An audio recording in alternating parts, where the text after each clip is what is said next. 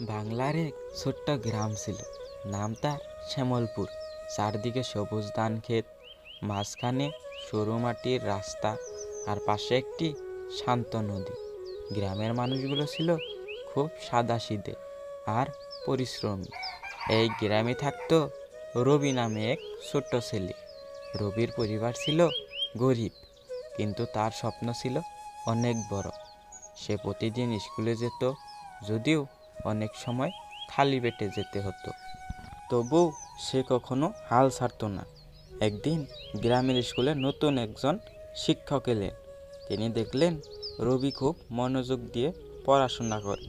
শিক্ষক তাকে উৎসাহ দিতে শুরু করলেন এবং বললেন, তুমি একদিন বড় মানুষ হবে, শুধু চেষ্টা চালিয়ে যাও। রবির মনে নতুন আশা জাগলো।